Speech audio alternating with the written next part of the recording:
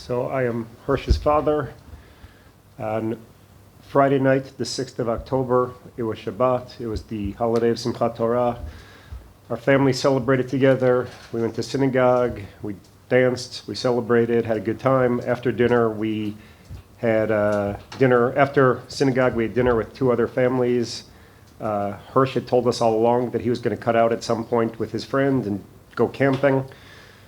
At about 11 o'clock at night, Hersh came over and said goodbye.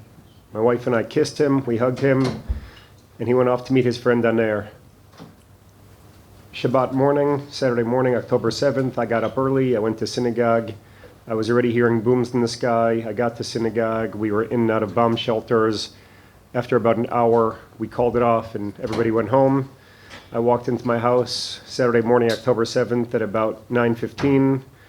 My wife, who normally would not use her phone on Shabbat, but in this case had been in and out of our mamad, our bomb shelter in the house, had turned on her phone, and we had two messages from our son, Hersh.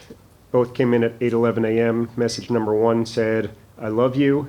Message number two said, "I'm sorry." We figured that was not a good sign. Within hours, we had a chamal set up in our house, kind of situation room, manned by really supportive, good friends, and we spent all of Saturday trying to track down where he might be.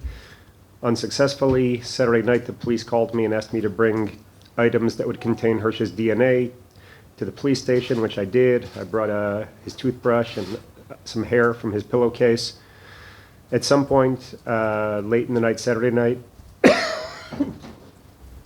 or early Sunday morning, a picture emerged of our son Hersh and his friend Aner and a group of other people that we didn't know inside of a migunit, an outdoor bomb shelter in the south. And fast forward, what we pieced together from finding three eyewitnesses who were in the same bomb shelter as Hersh is that at about 7:30 a.m. on Saturday morning, October 7th, the bomb shelter came under heavy gunfire. Grenades were thrown into it. Witnesses have told us that 11 grenades were thrown into the shelter, and that 8 of the 11 were intercepted, mostly by Aner Shapira, Hersh's good friend, Zichrono Livracha, of blessed memory. 3 of the grenades went off in the shelter. Many people were killed. Many were wounded. There were eyewitnesses who were playing dead under actual dead bodies who provided us the testimony that we had for the first few days, which is that at about 9 o'clock in the morning, Hamas gunmen entered the bomb shelter and took out Hersh and 3 other people, 2 other boys and a girl. The 3 young men were put onto a Hamas pickup truck. The girl was put into a regular car and then ultimately sent back inside. What all 3 witnesses shared with us is that when Hersh stood up to leave the bomb shelter, it was clear that his left arm had been blown off somewhere around the elbow and that he had some sort of bandage, tourniquet, nobody was sure what, on his arm that he had, we think, fashioned for himself with his right hand. That was the last Hersh was seen. We got reports from the police that the last identification on his telephone was at 10:20 in the morning on Saturday, October 7th, from inside of Gaza. About a week later, I can't remember the exact chronology, my wife and I were interviewed with Anderson Cooper on CNN.